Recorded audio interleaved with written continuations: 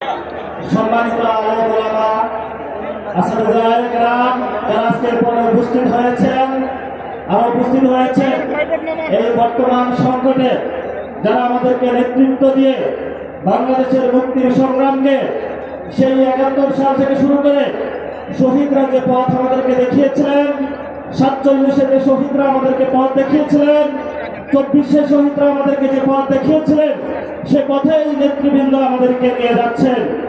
আপনারা জানেন গত ১২ ফেব্রুয়ারি যে নির্বাচন হয়েছিল, আল্লামা মামুনুল হককে তারা ভয় পায় বলে পার্লামেন্টে ঢুকতে দেয় না। আল্লামা মামুনুল পার্লামেন্ট থেকে রাজপথে আরো শক্তিশালী হবে ইনশাআল্লাহ। আমরা এক আল্লাহ ছাড়া কাউকে ভয় পাই না। আমিও মাদ্রাসা পড়াশোনা করছি, নারায়ে তাকবীর একটা স্লোগান নিয়ে ইনশাআল্লাহ বক্তব্য শেষ করব।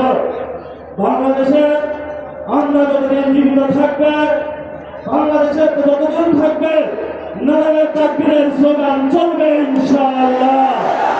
নারায়ে তাকবীর,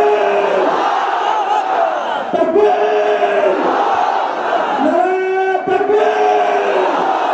সবাই ভালো থাকবেন, দোয়া করবেন, সামনে ইনশাআল্লাহ রাজপথে দেখা হবে। আসসালামু আলাইকুম ওয়া রাহমাতুল্লাহি ওয়া বারাকাতুহু।